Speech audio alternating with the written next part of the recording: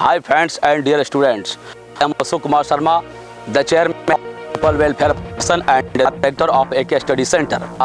एक हमारे ही local students हैं जो कि क्लास 7 के छात्र हैं और इन्होंने रिक्वेस्ट किया था, जैसे कि अभी सितंबर हो रहा है और कुछ ये ज्योग्राफी के ऊपर रिक्वेस्ट किया था इन्होंने कि सर थोड़ा सा एक रिव्यू कर दिया जाए और कॉन्सेप्ट बता दिया जाए और इस बुक के बारे में बता दिया जाए कि इस बुक को किस तरह से प्रिसाइज रूप से किस तरह से कमांड किया जाए या इस पर कुछ गाइडलाइंस किस तरह से इसको पढ़ना चाहिए और इसका थोड़ा रिव्यू हमें बताएं। तो इन्होंने रिक्वेस्ट किया था, चलिए थोड़ा सा आपके सामने इनका परिचय पूछता है। Please tell your name and in which class do read.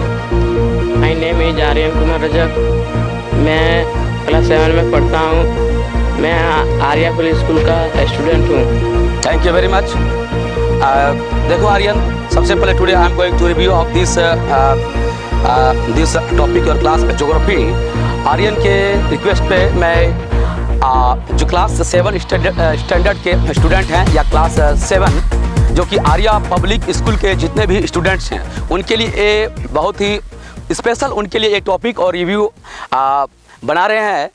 उनके लिए तो यह फ़ायदा है ही, आप उसके अलावा भी आर्यन पब्लिक स्कूल के अलावा भी जितने भी छात्र हैं क्लास 7 के, चाहे वे किसी भी स्कूल के छात्र हैं, मिडिल स्कूल के छात्र हैं या हाई स्कूल के छात्र हैं या डीएवी के छात्र हैं या किसी भी पब्लिक स्कूल सन फ्रांसिस किसी भी स्कूल के छात्र हैं, सभी के लिए उतना ही उपयोगी है। ये जो बुक ये पब्लिकेशन का जो बुक है geography, actually I do not have the much about information about this publication, but मैंने इस बुक को थ्रोली मैंने देखा आर्यन के रिक्वेस्ट के ऊपर। थोड़ा मैंने सोचा कि आपको कुछ मार्गदर्शन और इसके माध्यम से तमाम सारे विद्यार्थियों को मार्गदर्शन हो जाए इस लॉकडाउन में। जैसे सारे विद्यार्थी अभी बहुत सारे विद्यार्थी घरों में फंसे हुए हैं तो उनको गाइडलाइंस मिले, तो इस बुक का मैंने थोड़ा सा कम्प्लीटली एक एक लाइन मैंने रिव्यू किया, देखा और इसका सर्च किया। तो मैं इस बुक के बारे में सारा बात बता दूंगा, इस बुक का स्टैंडर्ड क्या है और इसमें क्या महत्वपूर्ण है क्या महत्वपूर्ण नहीं है, क्या सही है क्या गलत है, क्या पढ़ना चाहिए नहीं पढ़ना चाहिए, और बहुत सारे इसमें से वर्ड पावर्स गलत हैं, स्पेलिंग गलत है और बहुत सारा इसमें स्टेटमेंट जो लिखा हुआ वो सारा गलत है।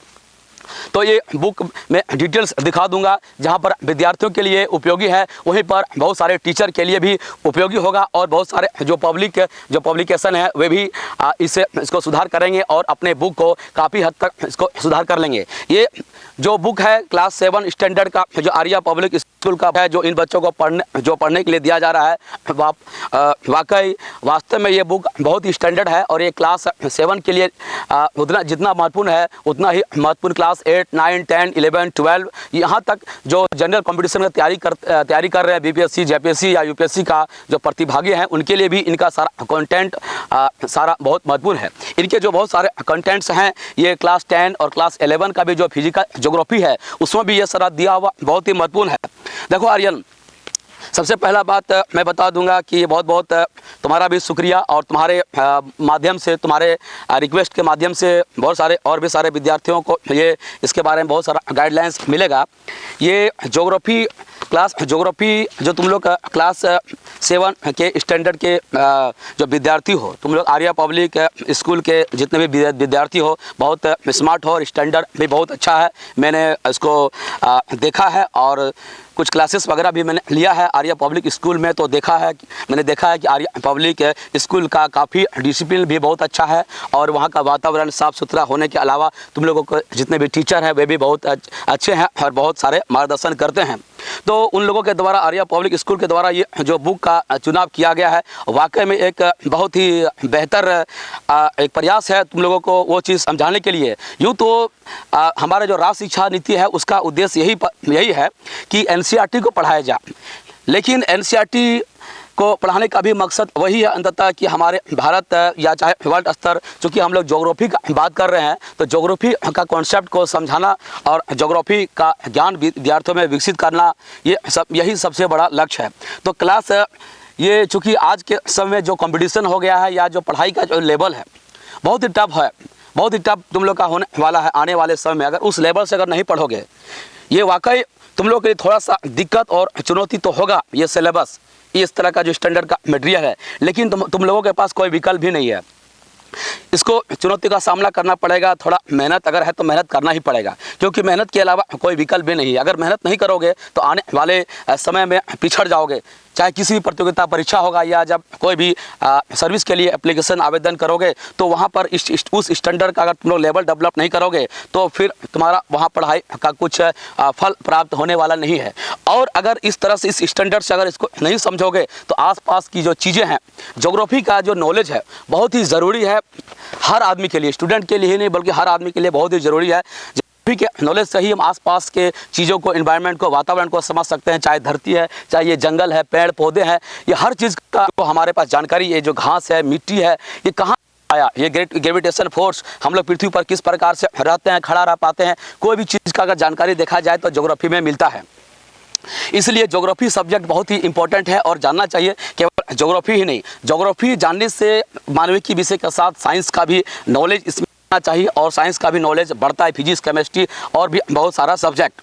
तो हम थोड़ा सा डिटेल्स में नहीं, थोड़ा सा शॉर्ट में इस बुक का हम पहले रिव्यू करना चाहेंगे इस बुक के बारे में। इस बुक में ज्योग्राफी में समान रूप से देखा जाए तो ये हमारे पृथ्वी के बारे में, आसपास जो भी इन्वायरमेंट है वो सारा समझने में हमें आज सहूलियत मिलता है। आज जो धरती है, धरती जो मिट्टी है, ये मिट्टी का इस प्रकार का यहाँ पर रंग यूँ क्यों है, या अगर कहीं हम लोग बाहर जाते हैं तो वहाँ पर मिट्टी का रंग इस प्रकार का क्यों हो जाता है। ज्योग्राफी का प्रभाव हम सभी पर पड़ता है, हमारे भाषा पर, हमारे मनोमस्तिष्क पर, हमारे पहनावे पर, हमारी स्किन पर, हमारे कलर पर, हर चीज़ पर ज्योग्राफी का प्रभाव पड़ता है। इसलिए ज्योग्राफी बहुत ही निहायत ही ज़रूरी चीज़ है।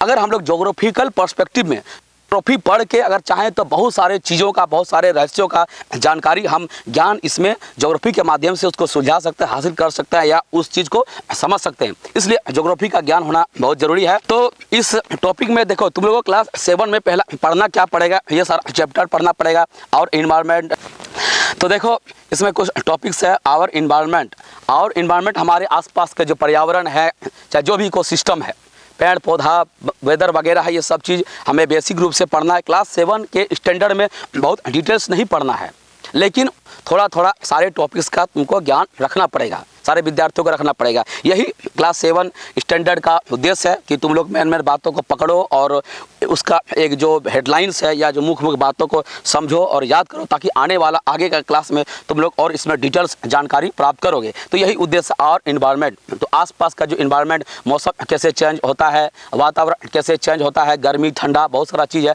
और इस पर क्या प्रभाव पड़ता है मानव पर, लोगों पर, जीव जंतुओं, पेड़ पौधों पर, तो ये सारा जानकारी ये और इन्वायरमेंट से मिलता है। तो इसलिए भी पढ़ना बहुत जरूरी है। Earth interior design and rock, second topic तुम लोग को पढ़ना, earth interior design and rock. पृथ्वी का इंटीरियर डिज़ाइन, पृथ्वी किस तरह बना है, किस प्रकार के चट्टानों से बना है। जैसे धरती, हम लोग जिस धरती में अभी खड़े हैं, जिस तरह से धरती दिखाई दे रहा, धरती के अंदर में उस तरह का नहीं है। ये क्वेश्चन तुम लोग को आता होगा कभी जिज्ञासा कि धरती के नीचे में किस तरह है, गर्म है, ठंडा है। तो ये चीज़ जानोगे तुम लोग इसमें, या जानकर तुम लोगों को बहुत ही आश्चर्य होगा जब आगे डीप में पढ़ोगे कि जितना ही टेम्परेचर यहाँ पर समकारी है, जितना फेवरेबल है, हम लोग को अच्छा लगता है, उतना ही जैसे जैसे ज़मीन के नीचे जाते हैं वहाँ पर टेम्परेचर, गर्मी बढ़ते जाता है। और एक ऐसा लेवल आता है जहाँ पर ये जो मिट्टी या चट्टान है वो मेंटल के जो लेयर होता है वहाँ पर पिघला हुआ जो मोल्टन स्टेटस में है। सेमी मोल्टन मतलब गीला और पिघला हुआ है। तो ये भी बहुत आश्चर्य होगा तुम लोगों को जानकर कि धरती किस तरह से पत्थर, मिट्टी और यहाँ पर चट्टान है, किस तरह ठोस है, और ज़मीन नीचे गर्म है और पिघला हुआ है। उसके नीचे और भी नीचे में जाओगे लेयर में, जहाँ पर कोर, पृथ्वी जो आंतरिक सबसे भीतरी जो रेडियस के पास है उसको बोलते हैं core. Outer core, inner core में बांटा गया। डिटेल्स में पढ़ोगे तब समझ में आएगा। वहाँ पर बहुत सारा जो आउटर कोर होता है पिघला हुआ, वहाँ पर चट्टान है, पिघला हुआ है, बिल्कुल पिघला हुआ। और भी बहुत सारे अंदर में खनिज तत्व वहाँ पर है। ये चीज़ वहाँ पर जब तुम लोग जानोगे तो बहुत ही आश्चर्य होगा, और ये जानना भी चाहिए, क्योंकि इसको जानने के बाद ये सब पृथ्वी के बारे में जान पाओगे। ये सब जानोगे तब ये बहुत सारे चीज़ों का जानकारी मिलेगा। जैसे तुम लोग पढ़ रहे हो, आप पढ़ोगे इस क्लास 7 में कि ज्वालामुखी के बारे में पढ़ोगे, वोल्केनो के बारे में। ज्वालामुखी क्या है, कैसे है, ज्वालामुखी में जो होता है धरती के नीचे से किस तरह पिघला हुआ चट्टान निकलता है, गर्म लावा निकलता है। तो ये समान विद्यार्थी स्टैंडर्ड 7 स्टैंडर्ड के विद्यार्थी थोड़ा सा समझ नहीं पाते हैं तो इसको समझ में आएगा। कहीं न कहीं अगर पिघला चट्टान निकल रहा है अगर वोल्केनो से, ज्वालामुखी से, तो स्वाभाविक है ज़मीन के नीचे में वहाँ पर पिघला हुआ कुछ अवस्था होगा। ये सब भी जानना पड़ेगा, ये सब तुम लोग जानोगे। और रॉक चट्टान के बारे में भी जानोगे, जो हम लोग पहाड़ पर्वत जो आसपास देखते हो, ये सब चट्टान को जानोगे। कितना प्रकार का चट्टान होता है, जैसे बेसिकली 3 प्रकार का चट्टान होता है। मेटामॉर्फिक रॉक होता है, इग्नियस रॉक होता है और सेडिमेंट्री रॉक होता है। 3 प्रकार के बेसिकली चट्टानें होता है। इन प्रकार के बारे में भी तुम लोग को इस बुक में पढ़ना पड़ेगा। डेवलपमेंट ऑफ टेरेस्ट्रियल इकोसिस्टम, जो पृथ्वी से संबंधित जो वातावरण है उसके बारे में पढ़ोगे। एटमॉस्फेयर, वातावरण में, स्ट्रेटोस्फेयर बहुत सारा जो स्ट्रेटोस्फेयर बहुत सारा लेयर के बारे में पढ़ोगे।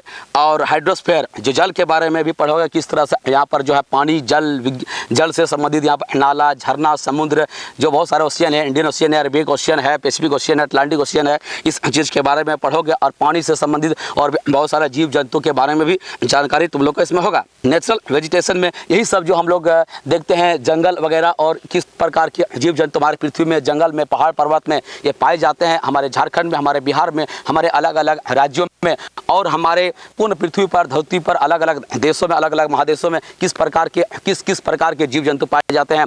बहुत सारे जीव जंतु में विविधता है। ये सब सारा चीज़ इसमें मिलेगा और जानकारी यहाँ पर आएगा। Human environment, settlements, transport and communication, ये भी आपको को मिलेगा कि मानव के बारे में, ह्यूमन इन्वायरमेंट, किस प्रकार के लोग अपना एक्टिविटी करते हैं, जनसंख्या क्या है, किस प्रकार से रहते हैं, शहरी जनसंख्या किस प्रकार से रहती है, जो सिटी लाइफ है किस प्रकार का है, गांव का जो रूरल हम लोग बोलते हैं, रूरल जनसंख्या क्या है, रूरल लोग कैसे रहते हैं, इस प्रकार का ये सब जानने को मिलेगा।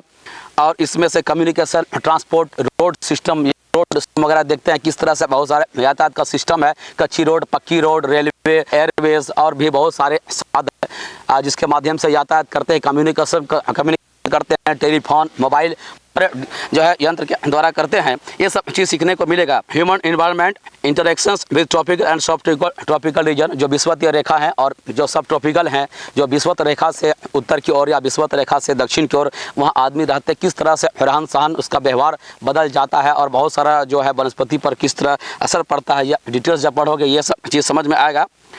और लाइफ इन टेम्परेट ग्रासलैंड, और टेम्परेट ग्रासलैंड जो है वहाँ पर किस प्रकार लाइफ है, किस प्रकार का जीव जंतु हैं, क्या असर होता है, ये सब चीज़ जानने को मिलेगा। लाइफ इन डेजर्ट्स, जो डेजर्ट में मरुस्थल वगैरह होते हैं, बहुत प्रकार के मरुस्थल हैं पूरा दुनिया में, जैसे भारत में है, राजस्थान में थार मरुस्थल, अफ्रीका में है सहारा मरुस्थल, सहारा डेजर्ट्स, उस तरह बहुत सारा डेजर्ट्स है, सुनसान जगह, चाहे वह बालू का हो सकता है या कोल्ड डेजर्ट भी हो सकता है, ठंडा डेजर्ट भी हो सकता है और वार्म डेजर्ट, सैंड ड्यून वगैरह का हो सकता है। ये सब चीज़ जानोगे और समझोगे। ये डेजर्ट वगैरह कैसे बना, ये डेजर्ट का असर क्या पड़ता है वहाँ के जलवायु के ऊपर, वहाँ के आसपास के जलवायु पर, आसपास के शहरों गांव के जलवायु के ऊपर क्या उसके ऊपर असर होता है, ये सारा चीज़ जो है इसको डिटेल्स में समझने को मिलेगा। ये सब चीज़ इस बुक में पढ़ेंगे, ये सब पढ़ना होगा इसी के बारे में। तो थोड़ा सा हम देखते हैं और ये आप लोग भी थोड़ा देख लीजिए कि इस जितने भी विद्यार्थी हैं क्लास 7 के विद्यार्थी, या जो लक्ष्य पब्लिकेशन का ये जो बुक क्लास 7 का जो फॉलो कर रहे हैं,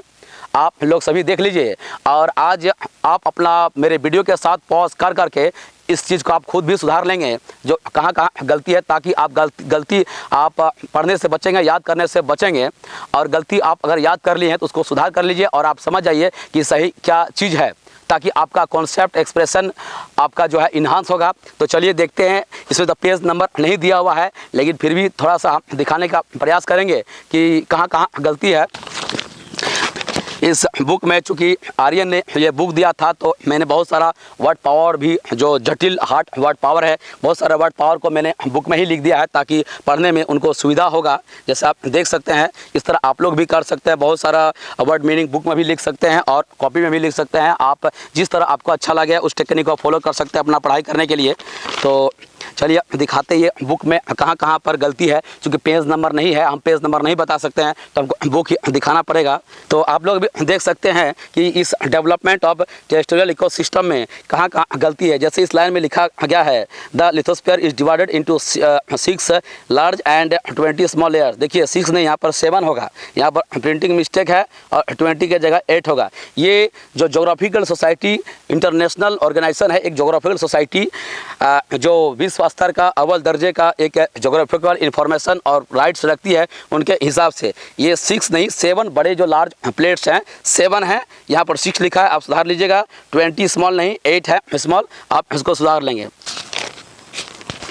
चलिए इसमें आप देखिए यहाँ पर मैंने अंडरलाइन कर दिया है, यहाँ भी अभी वही दोबारा मिस्टेक किया गया है। ये आप देख सकते हैं केरला कोस्ट लगून जो है, इसी जो फोटो वाला पेज है, और इसमें short answer questions what causes the motion in the plates, इसका आंसर में भी ये मिस्टेक है। यहाँ भी है 6 लार्ज प्लेट्स, लेकिन 7 लार्ज प्लेट है और 8 स्मॉल प्लेट्स होगा, जो यहाँ 20 स्मॉल प्लेट्स दिया गया। यहाँ पर आप सुधार कर लेंगे। एक यहाँ टेक्टोनिक के उच्चारण यहाँ पर स्पेलिंग भी गलत है, के नहीं होगा, यहाँ पर टेक्टोनिक सी होगा। एक यहाँ पर भी देखिए ट्रांसपर्टेड दिया गया है, ये स्पेलिंग मिस्टेक है। यहाँ पर इस क्वेश्चन में लॉन्ग आंसर क्वेश्चन में है discuss the landform created by the river, इसमें जस्ट 1 2 3 लाइन में जो है ट्रांसपर्टेड, वास्तव में इसका होगा ट्रांसपोर्टेड, मतलब पहुँचाया गया, ट्रांसपोर्टेड। तो इसको भी आप सुधार कर लें। 6 प्लेट लिखा गया था बुक में, थोड़ा मिस्टेक हो जाता है, प्रिंटिंग मिस्टेक वगैरह या जो लिखते हैं वे उतने हाईली क्वालिफाइड नहीं होते हैं, मिस्टेक हो जाता है, मिस्टेक जो है एरर, माइंड एरर हो जाता है, कोई बड़ी बात नहीं है। तो यहाँ पर आप सुधार लें। 7 मेजर टेक्टोनिक प्लेट्स है, मैंने यहाँ पर लिख दिया है कौन कौन सा है। पहला नहीं, सीक्वेंस के हिसाब से आप अपने सुविधा के हिसाब से इसको याद कर सकते हैं। अफ्रीकन प्लेट 1, 2 नंबर पे मैंने लिखा है। Eurasian plate 3, north American plate 4, south American plate 5, Pacific plate 6, Indo Australian plate और 7 अंटार्कटिका प्लेट। तो ये 7 प्रकार का प्लेट है, 6 प्रकार नहीं। बुक में 6 ही लिखा गया है, तो वहाँ पर थोड़ा मिस्टेक हो जाता है। विद्यार्थी लोग आप लोग इसको सुधार लीजिए, और आप इस तरह भी आप यहाँ पर जगह खाली है इस पेज में, आप यहाँ भी लिख सकते हैं रेफरेंस के लिए।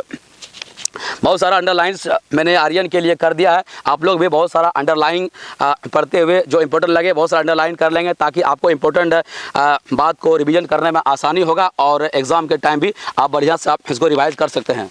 चलिए देखते हैं, बहुत सारे वर्ड मीनिंग है। आइसोलेशन मीन्स सूर्यताप, सूर्याघात या लू लगना, बहुत सारा वर्ड लिखा गया है।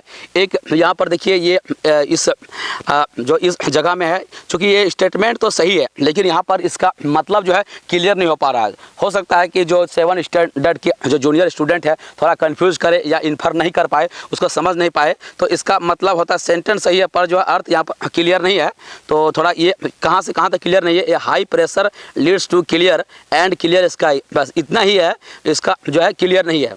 तो बस बात बाकी ये सब ठीक है, इसको कॉन्सेप्ट में समझना पड़ेगा। देखते हैं क्या है। It creates low pressure area, low pressure is associated with cloudy sky and moist weather, the low temperature areas in the is cloud is cold, so it heavy air splits in create high pressure area. देखिए ये थोड़ा सा ये लिखा ठीक है, इसका concept सही नहीं है। सीधी सी बात है, लो प्रेशर और हाई प्रेशर के बारे में बात बताया गया है, तो सीधी सी बात मोटा मोटी बात आप जान लीजिए। जहाँ पर लो प्रेशर एरिया होता है और जहाँ पर हाई प्रेशर एरिया होता है, तो हाई प्रेशर एरिया से लो प्रेशर एरिया की ओर हमेशा हवा विंड चलती है, और बारिश या जो मॉइस्चर होता है वो स्प्रेड करता चलता है, वो चलता है हाई प्रेशर एरिया की ओर से लो प्रेशर के एरिया की ओर। जैसे एक शॉर्ट में एग्जांपल ले सकते हैं, हमारे इंडियन मानसून के समय क्या होता है, इंडिया भारत में और खास करके स्पेशली टाइबेटन एरिया जो तिब्बत का पठार होता है, वहाँ पर लो प्रेशर एरिया बन जाता है, जिसके चलते उत्तरी भारत का एरिया भी लो प्रेशर एरिया बन जाता है, और जिसके कारण से इंडियन ओशियन से हिंद महासागर में वहाँ पर हो जाता है हाई प्रेशर एरिया, और हाई प्रेशर एरिया से लो प्रेशर एरिया की ओर वहाँ पर हवा चलती है, जिसके कारण से हवा जब चलती है तो इंडियन ओशियन से वहाँ से नमी लाती है और संपूर्ण भारत पर उत्तरी भारत के सीमा तक बारिश करती है। मतलब कहा जाए कि हाई प्रेशर एरिया से लो प्रेशर एरिया की ओर हवा चलती है और उसके साथ मॉइस्चर लाती है। सीधी सी बात है, हाई प्रेशर से लो प्रेशर की और एरिया की ओर हवा चलती है। ये जो हमारा फिजिक्स का भी नियम है। तो इस कॉन्सेप्ट को ध्यान में रखें और उसी के हिसाब से पढ़े। इस लाइन में नहीं जाएंगे, लाइन में जाएंगे तो थोड़ा कॉन्सेप्ट क्लियर नहीं हो पाएगा। मैं नहीं कर रहा हूँ, ये सेंटेंस ठीक है, करेक्ट है, लेकिन इसका जो है कन्फ्यूज़न हो जाता है। तो छोटे बच्चे इसके पचड़े में नहीं पड़े। सीधी सी बात है, कॉन्सेप्ट को आप ध्यान रखें। ये सारा बहुत सारे वर्ड पावर है, मैंने आर्यन के लिए इसमें लिख दिया है ताकि ये इनको सहूलियत हो जाए। बहुत सारा चीज़ है तो मैं उतना डिटेल्स में अभी नहीं दिखा पाऊँगा, केवल ये दिखा पा रहा हूँ विद्यार्थियों के लिए कि कहाँ पर गलती है, क्योंकि बहुत सारे विद्यार्थी इसको नहीं समझ पाते हैं और बहुत सारे टीचर भी ये गाइडलाइंस उस स्तर पर नहीं दे पाते हैं, क्योंकि बुक लिखने वाले जिस स्तर पर थे वहाँ से मिस्टेक हो गया है। तो ठीक है, इसीलिए मैं केवल उन इम्पॉर्टेंट चीज़ को ही दिखा रहा हूँ, क्योंकि आप इसको देख के आप अपना बुक में सुधार कर लेंगे। देखिए यहाँ पर एक लोअर है, लोअर नहीं होगा, यहाँ पर मैंने काट दिया हायर होगा, लोअर की जगह हायर। ये हमारा टॉपिक्स जो है यहाँ पर explain the difference between hot and cold sea currents. इसका जो आंसर है वहाँ पर सबसे अंतिम लाइन में जो लिखा गया है, the temperature of hot currents is slightly lower than normal. Lower नहीं होगा, ये हायर, हायर देन नॉर्मल। तो हायर यहाँ पर होगा सही, तो मैंने सुधार कर दिया है ये सब चीज़। ये सब बहुत सारे वर्ड पावर हैं और कुछ इंपॉर्टेंट ट्रिक भी मैंने कर दिया, क्या क्या इंपॉर्टेंट पढ़ना, ये सब चीज़ है आर्यन के लिए। ये देखिए एक क्वेश्चन है, इंपॉर्टेंट क्वेश्चन यहाँ पर, what is the largest desert of India called. क्या है भारत का सबसे बड़ा डेजर्ट क्या है? तो थर्ड डेजर्ट जो राजस्थान में है, मैंने इसका आंसर दे दिया है। और एक है write the names of some animals found here. तो ये जो इसमें कुछ क्वेश्चन है इसका मैंने बना दिया है, write the names of some animals found here. Aryan इसमें पूछा गया कि थार डेजर्ट में कुछ मिलने वाले कौन कौन सा जो है पशु पक्षी है, उसके बारे में बताए। तो इसका आंसर मैंने यहाँ पर लिख दिया है तुम्हारी सुविधा के लिए। ये बस्टर्ड है, बगुला जैसा पक्षी होता है, ब्लैक बक जो हिरन जैसा होता है, और इंडियन गजल एक हिरन प्रकार का एक जो है जानवर होता है, फॉक्सेस लोमड़ी पाए जाते हैं, और डेजर्ट कैट बिल्ली पाए जाते हैं। यहाँ पर लिख दिए हैं, क्लियर कर दिए, जो है डेजर्ट कैट भी पाया जाता है थर्ड डेजर्ट में, और ईगल्स बाज पाए जाते हैं। इसके अलावा भी और भी बहुत सारे छोटे मोटे जीव जंतु पाए जाते हैं। ये सब जो है बेसिकली जीव जंतु पाए जाते हैं वहाँ पर। अच्छा, एक यहाँ पर प्रिंटिंग मिस्टेक रेलवेज है, रेलवे हेडलाइंस, इसके में जो है ब्रॉड गेज में 1676 मीटर दिया गया। मीटर नहीं होगा, मीटर के जगह में मिलीमीटर, ये मिलीमीटर आंसर होगा। ये मीटर थोड़ा प्रिंटिंग मिस्टेक हो जाता है माइनर, आप इसको सुधार कर लें। मिलीमीटर्स ये 1676 मिलीमीटर है, और इसको 5 फुट 6 इंच भी हम लोग 6 इंच में भी कन्वर्ट कर सकते हैं। तो आप इसको सुधार लें, 1676 मिलीमीटर होगा, अर्थात 5 फीट 6 इंच। इसको सुधार लेना। और ये तुम भी सुधार दिए हैं, इसको देख लेगा। ये सारा बहुत सारा वर्ड पावर्स है। एक यहाँ पर देखिए वेजिटेशन एंड वाइल्ड लाइफ, ये वाला जो टॉपिक है, ये फोटो सब भी आप देख सकते हैं। तो यहाँ पर जो अविनाश प्रदेश, ये मिस्टेक प्रिंटिंग मिस्टेक हो जाता है, यहाँ अविनाश प्रदेश नहीं, यहाँ पर हिमाचल प्रदेश होगा, ये Himachal Pradesh. Coniferous trees of pine, cedar and fir are found in the cold climate and intense slope of Uttarakhand, Sikkim and Himachal Pradesh. तो यहाँ पर हिमाचल प्रदेश होगा, अविनाश प्रदेश नहीं। ये अविनाश प्रदेश कोई है भी नहीं, ये किसी का नाम है अविनाश जो यहाँ पर पड़ गया है, मिस्टेक है। तो आप क्षमा कर दे लिखने वाले को, प्रिंटिंग करने वाले को, है ना। अविनाश प्रदेश किसी लड़के का नाम होता है, तो मिस्टेक से उसका फ्रेंड जो लिखने वाला का मित्र दोस्त का नाम होगा अविनाश, तो हमेशा अविनाश बोलता होगा तो अविनाश ही लिख दिया क्या आर्यन, है ना। तो ये हो जाता है। पढ़ाई में कंसंट्रेट रखना बहुत मुश्किल काम होता है, पढ़ाई उतना आसान भी नहीं होता है, लेकिन पढ़ाई उतना ही आसान भी होता है और उतना मज़ेदार भी चीज़ होता है। एक बार पढ़ाई को जब समझ में आ जाए, इंटरेस्ट डेवलप हो जाए, तो पढ़ाई से आसान और इंटरेस्ट और मज़ेदार चीज़ कुछ नहीं होता है, और उससे बढ़िया और फल देने वाला और जीवन को आगे बढ़ाने वाला चीज़ कुछ भी नहीं होता क्या। और नहीं पढ़ाई समझ में आने से बोर हो जाता है, तो बहुत सारे लिखने वाले के लिए बहुत बोरिंग चीज़ होता है, मुश्किल से काम के लिए काम करते हैं, इंटरेस्ट उसमें होता नहीं है, तो थोड़ा मिस्टेक हो जाता है। अच्छा, एक क्वेश्चन यहाँ पर है, ये वाला जो देख रहे हैं, ये इसमें right the name of the 2 tributaries, Brahmaputra का 2 ट्रिब्यूटरीज, मतलब उसका जो है सहायक नदी के बारे में पूछा गया। यहाँ पर गलत लिखा गया है, the 2 tributaries of the Brahmaputra are, यहाँ पर गंडक एंड कोसी लिखा गया है। देखिए गंडक और कोसी ये ट्रिब्यूटरीज है, ये किसका है? गंगा का सहायक नदी आप लोग जानते हैं, ये ब्रह्मपुत्रा का नहीं है। ब्रह्मपुत्रा का सहायक नदी है दिबांग एंड दिहांग। तो आप इसको सुधार लेंगे, दिबांग एंड दिहांग ट्रिब्यूटरीज जो है ब्रह्मपुत्रा का, दिबांग और दिहांग।